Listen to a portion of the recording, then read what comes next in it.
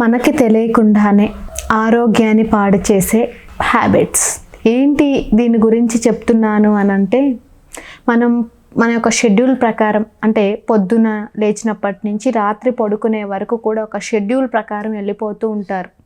So మనం చేసే పనుల్లో ఏవి రాంగు అనేది కూడా తెలుసుకోవాలి. చాలామంది పొద్దున్న లేవంగానే టీలు కాఫీలు తాగేస్తూ ఉంటారు. అదొక పెద్ద తప్పు.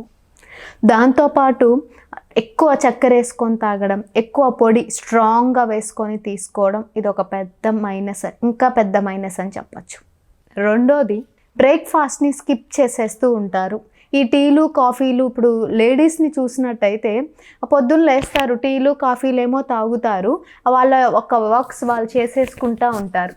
బట్ వర్క్స్ చేసేసుకుంటారు, కానీ ఇక్కడ ఏమవుతుందనంటే తిందాంలే 10కో 11కో పనంతా అయ్యాక తిందాంలే, టీ కాఫీ తాగాం కదా, మళ్ళీ తిందాంలే బాగానే ఉంది కదా అని స్కిప్ చేస్తారు.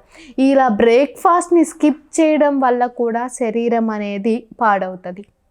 సో దీని ప్రభావం గ్యాస్ట్రిక్ ప్రాబ్లం రావడానికి, గ్యాస్ బాగా పట్టేయడానికి, అసిడిటీ కంప్లైంట్స్ రావడానికి, హార్మోన్స్ ఇంబ్యాలెన్స్ అవ్వడానికి, బాడీ అనీమిక్ స్టేట్లో వెళ్ళడానికి అన్నీ కూడా రీజన్స్ అవుతాయి. దీంతోపాటు భోజనం తీసుకుంటున్న హర్రీభర్రీగా తినేయడం. సో హర్రీభర్రీగా తినేయడం వలన ఏమవుతుందనంటే గాలి లోపలికి ఎక్కువగా వెళ్ళిపోవడం, మళ్ళీ అదొక ప్రాబ్లం అవ్వడం. సో మనకు ఒక్కోసారి ఇక్కడ గొంతు దగ్గర ఈ నాళాలన్నీ పట్టేస్తూ ఉండడం, రకరకాల కాంప్లికేషన్స్ ఫేస్ చేయాల్సి ఉంటుంది. సో ఎప్పుడైనా సరే ఇమ్మీడియట్గా నిలబడుకొని తినేయడం, ఫాస్ట్గా తినేయడం చేయకూడదు. నెమ్మదిగానే తినండి, మంచిగా కూర్చొనే తినండి. ఇదొక మనం చేసే అంటే చిన్న పొరపాట్లు చేస్తూ ఉంటాం, అయ్యే మనకు పెద్ద బిగ్ మైనస్లు అయిపోతూ ఉంటాయి మన యొక్క ఆరోగ్యానికి.